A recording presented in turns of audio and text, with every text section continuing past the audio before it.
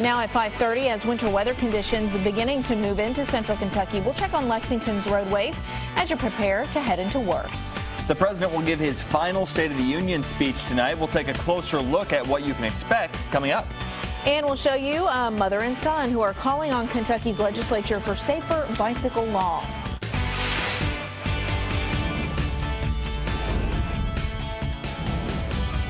This is WKYT This Morning. Good morning. Thanks for joining us on this WKYT First Alert Severe Weather Day. I'm Sean Moody in for Bill Bryant. And I'm Rebecca Smith. I could really tell this morning on the way into work, the wind's whipping around, that there's a change in the air. And Micah, typically that means fun times for us. Oh yeah, because you know it's the First Alert Severe Weather Day. We're just here to keep you updated. Remember, First Alert Severe Weather Days are not just for tornadoes. They're not just for damaging winds. They're basically put in to say, hey, we're going to keep you updated because we think there's some weather that will impact your morning commute or your afternoon commute, just your daily routine, okay? So that's what we're seeing outside at the moment. I would say northern zones, you have the best bet to actually have maybe some minor issues there on the roads during the early morning commute. Other than that, we're looking pretty good. We got to watch this batch of snow. This is going to be your accumulating snow as it rolls on through. So the snow showers have already started for some of us. But remember, the accumulating snow comes a little bit later on. So snow will be likely today right around 30 degrees. And we'll talk about when you can expect that to roll on through. The accumulation really starts to build. I'll show you that timing in just a few minutes. As you just heard from Micah, potentially hazardous weather conditions could make their way and rear their head around central Kentucky this morning. Yeah, while the snow is just beginning to fall from the sky around here in central Kentucky, city officials say road crews have been busy all night long getting roads ready for whenever that snow does really start falling. WKYT's Mark Barber joins us now live with what you can expect as you head out into work as well as throughout the morning. Morning, Mark. Good morning, Sean. Up to this point, road crews had really been only doing prep work to get ahead of today's storm. Well, that all changed about 30 minutes ago. There's a lot happening at the salt barn behind me here. You can see trucks going in and out. They're digging into this salt stockpile now, trying to take it out now onto the roads to put it down to stay ahead of the snow that has now started falling now. All of this started here about 5 o'clock this morning. So that gives you an idea of kind of the transition that road crews made from that pre-treating to the actual treatment of the roads here. Now, the good news is that the roads are still fine. None of the snow that we've seen that's kind of flying around at this point, none of that is sticking to the roads at this point. But of course, crews here very aware that as we go through the day, that could change. Now, we are expecting to see 1 inch to 3 inches of snow accumulate today. So the question for many school leaders this morning is certainly, do we call off school early? Now, that is a very tough call to make, and it's a decision that many school leaders will be weighing as we wait to see how much snow will actually fall during school hours today. Road crews have been working for 2 days now to get up ahead of this storm. They've been pre-treating a lot of trouble spots. We're talking about hills, bridges, overpasses, a lot of places that typically freeze first, and they've been hitting those spots these past 2 days with a brine mix. They had a lot ahead of them to do because they've got more than 1,200 miles of roads with 2 lanes or more, so a lot of ground to cover there. Now, of course, they're going back out, covering a lot of those trouble spots again this morning. Rather than re-hitting those spots with brine, though, they are digging in again to the salt barn here. They're taking that out. They've got a lot of salt here. The barn is completely full. This is not something that we've really seen so far this winter, so they've got plenty of their supplies that they need to go ahead and tackle this head on. Now, of course, you know, we will be following the road conditions today, and we will also be following any school closures or delays that may come about because of the storm. So, as always, keep it right here on WKYT. We'll keep you updated on air and online. Live in Lexington, Mark Barber, WKYT. A lot of action out there this morning. Thanks so much, Mark. As temperatures continue to drop across central Kentucky, many of us have the luxury of heavy jackets and homes that are heated to stay warm. But the same cannot be said for those who live on the streets. Lexington police say 41-year-old Robert Johnson, a homeless man, was found dead yesterday near South Broadway. The coroner says he died of hypothermia. Volunteers are now making sure this doesn't happen to other homeless people in Lexington. They spent yesterday driving around the city, passing out warm clothing and urging people on the street to seek Lexington's shelters for warmth. Just so nobody, dies, and then sooner or later our hopes is that we can, minister to them and get them back on their feet. Along with the Community Inn, volunteers opened up the Catholic Action Center on 5th Street as a second shelter for those trying to escape the freezing temperatures. If you'd like to help out those less fortunate, we have information on clothing donations at WKYT.com. And stay on top of the snow, traffic, and weather, and the Weather Plus Traffic app can help you with that. Download it for free in the app or Google Play stores. Well, President Barack Obama will address the nation tonight in his 7th State of the Union speech. Yeah, the president says he plans to talk to the American people about the nation's challenges as we begin the new year, as well as opportunities that lie ahead. WKYT's Mike Byer joins us now from the live desk with a closer look at the president's final State of the Union speech. Good morning, Mike. Good morning, Sean. President Barack Obama will give his State of the Union address tonight, and many expect him to outline his remaining goals as he concludes his second and final term. According to CNN, in a teaser video last week, Obama expressed optimism for the year and said his speech would go beyond what he hopes to accomplish in his last months as president, but also on what he would like to see in the years to come. Having a first-hand view will be Rowan County Clerk Kim Davis. According to The Hill, Davis and her attorney, Matt Staver, received an invite with the help of the Family Research Council, which opposes to same-sex marriage. BereaOnline.com says former Kentucky coal miner Howard Abshire will also be at the speech tonight as a guest of U.S. Senate Majority Leader Mitch McConnell. Now, President Obama's final State of the Union address will begin at 9 Eastern from the U.S. House of Representatives chamber and will air on CNN. At the live desk, Mike Byer, WKYT. Well, Kentucky Governor Matt Bevin says he's moving forward with his plan to shut down Kentucky's health insurance exchange. In a letter dated December 30th, the governor told the federal government that Kynect will cease operations, quote, as soon as practicable.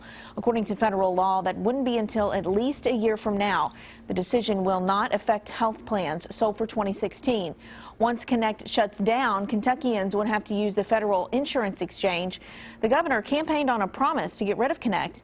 In a statement, Kentucky House Democrats said the governor is putting politics over people. Kentucky Senator Rand Paul will not be on the main stage of the next Republican presidential debate. Fox Business Network is hosting the debate Thursday night in South Carolina, and the main stage will feature the 7 candidates the network says have the highest poll averages based on recent polls. Senator Paul has been invited to the undercard debate earlier that night, but he told CNN he won't take part in that one. He said the polling criteria that Fox Business is using doesn't add up. So we think it's a rotten thing to do, to try to designate which candidates have a chance and don't, and so we will not participate in anything that's not first tier. Paul claims that recent polls have shown him in 5th or 6th place among the Republican candidates. For kids, bicycle accidents lead to thousands of trips to the emergency room or worse. In 2010, Heather Floyd of Prospect says her son, 13-year-old TJ, wrecked on his bicycle. She says he was not wearing a helmet when he crashed and suffered a life-threatening brain injury. In Kentucky alone, bicycle accidents are the 4th leading cause of traumatic brain injury for children 5 to 14 years old. 5 years and 7 surgeries later, TJ still copes with brain damage from his accident. Now, the mother and son asking Kentucky's legislature to pass TJ's bill and make riding a bike safer. I don't know that a helmet would have stopped the injury because of the impact. They thought he was hit by a car. It was that severe just from riding the bike. I do believe that it would have lessened the severity of it. Well, if passed, TJ's bill would require children under 12 years old in Kentucky to wear a bike helmet when riding on public roadways and public bicycle paths. TJ and his mother will be at the state capitol Thursday to help lawmakers and doctors introduce the bill. A woman faces charges this morning after police say she led them on a chase through 2 counties. The Lincoln County Sheriff says it started yesterday afternoon with a shoplifting complaint in Stanford. Police soon spotted the suspect, 36-year-old April Wallace, but they say she wouldn't pull over. The chase continued into Garrett County, where the sheriff says the woman's car hit a Lincoln County deputy's cruiser. 2 deputies had minor injuries. They were treated and released from the hospital. Police charged Wallace with fleeing and evading, wanton endangerment, and assault. A ride home from school turned frightening for some Floyd County students. Police say their school bus went off Cliff Road and into an embankment yesterday afternoon. They say the bus driver was letting a car go by when the soft ground next to the road gave way, causing the bus to end up in the embankment. No one was injured. Another bus picked up the children. A Marion County teenager says he is lucky to be alive. He spent nearly 8 hours trapped inside his car after it flipped off a road and into a creek. 17-year-old Austin Tungate says he was driving down Highway 49 near Lebanon Saturday night when he lost control of his car. He briefly lost consciousness, but when he came to, he says he was stuck and couldn't get out of the wrecked vehicle. Austin says he could hear passing vehicles on the road. He kept screaming, but no one heard him or saw the crash. When the water kept filling up, I'm like, I guess this is my time. It's my time, and I'm probably not going to live to see the next day or probably the next few minutes. So I'm just like, I'm going to pray while this is happening. Well, family, friends, and police began searching for Austin after he didn't show up at his father's house. Two of his family members driving down the road saw the car and called for help. Austin was taken to the hospital for some bumps and bruises, but was treated and is now recovering from home. In Oregon, the standoff continues as a group of armed protesters still occupy a federal wildlife refuge. They're protesting the imprisonment of local cattle ranchers Dwight and Stephen Hammond on arson charges. The group's spokesman, Ammon Bundy, said they went through the refuge's files and permits yesterday. One of the protesters, Randy Bundy, says the ranchers who own the land have asked them to tear down a fence. The group said it was pretty much a photo op, but also part of a bigger plan to return federal land to the locals. Because this is range ground that they've used for years in the past, and now it's fenced off and prevented them from using it. In a community meeting last night, many locals say they want the group to go home. Potential federal charges are stacking up, but there's still no sign of any law enforcement agencies there at the refuge. Well, George Washington University is the latest institution to rescind Bill Cosby's honorary degree. The school said it made the decision after, quote, renewed distress for students and alumni who are survivors of sexual assault.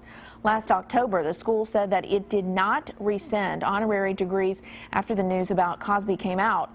Dozens of women have accused him of drugging and sexually assaulting them over the years.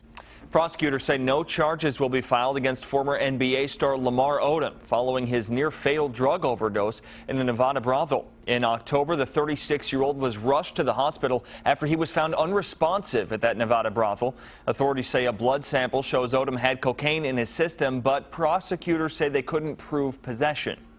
Alabama is this season's college football national champion. The Crimson Tide defeated the previously undefeated Clemson Tigers 45-40 in Glendale, Arizona last night. The two went into halftime tied at 14, but Alabama walked away the winner. The win was good for Alabama's 16th national title and the 5th for head coach Nick Saban. 5:42 now on your Tuesday morning, and it's time to check live drive traffic. Let's see what's happening out there on the roads today. It's going to be an interesting commute for you, especially potentially on your drive home from work. We're expected to get some snow, as Mike has been telling us today. It is a first alert severe weather day, so keep that in mind. Road crews have been out pre-treating those roadways in town to make sure that your commute is safe, even if we do get some road precipitation. Look like there's a little bit of trouble there on the drive times from Winchester, about a 37-minute average as you head into town. 5:43 on your Tuesday. Still a whole lot more to come here this morning. Well, you may not enjoy the snow and the cold today, but your taste buds may thank you later. We have that winter weather advisory in place. I'm going to show you who expects to see the most snow and when coming up in just a few minutes.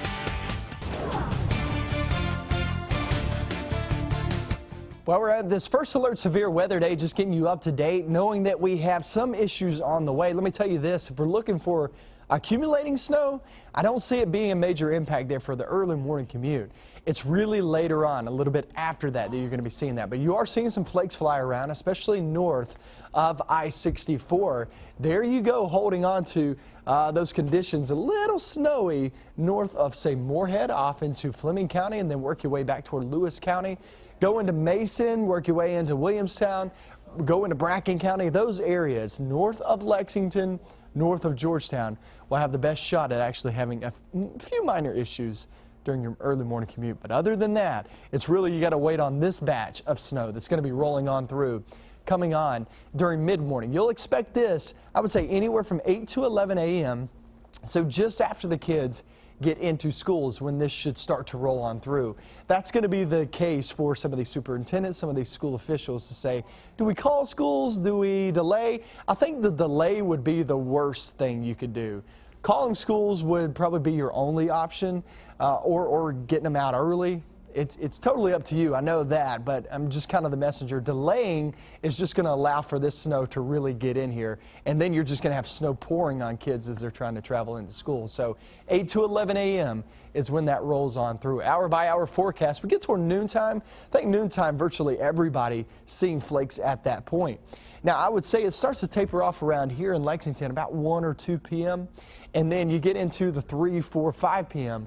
That's when it tapers off in the east and kind of moves off into West Virginia. So afternoon off into the evening, it really starts to taper off. 17 tomorrow morning. Let's go hour by hour. Let me take you through it. Let me show you what I'm talking about.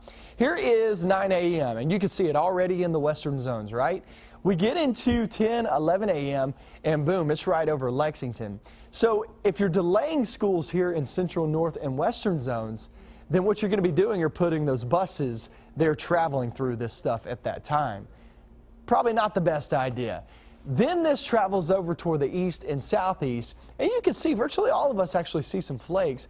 However, I would expect southern zones, if you're sitting in Adair County, Russell County, Wayne County, you guys don't have a great shot of actually picking up accumulation. I think if anybody gets left out, it's this area right down through here. May even include Somerset. Somerset, don't expect a lot of snow out of this one, but you can see down toward the southeast continues to filter on out. By 4 p.m., everything's long gone, but it does look like accumulating snow for the most part around 1 to 2 inches. Some locally higher than that, right around 3 inches, but for the most part, 1 to 2 inches of snow. Somebody gets left out. Far, far southern zones. Wednesday and Thursday, there you go, 20s and 30s. Friday, we have the rain move back in, and it's just rain, but then it changes into snow there for the weekend, guys. And you were talking about it earlier, Sean, that you said, I'm not really paying attention to the snow today. I'm paying attention to that 17 on Monday and that 8 overnight on Monday morning. That sticks out like a sore thumb. It does. We're going from the snow to, you know, decently cold to bitterly cold. Yeah, a sore thumb, a sore face, sore anything that's exposed. Anything that's exposed. You're exactly right. Great.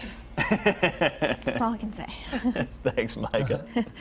Whether or not you enjoy the chilly weather, your taste buds could apparently be the real winner. Yeah, cold hardy crops actually improve in flavor once they experience a big chill like this. Vegetables like broccoli, cauliflower, spinach, kale, turnips, all those greens during this cold weather lose their bitterness and turn a little sweeter.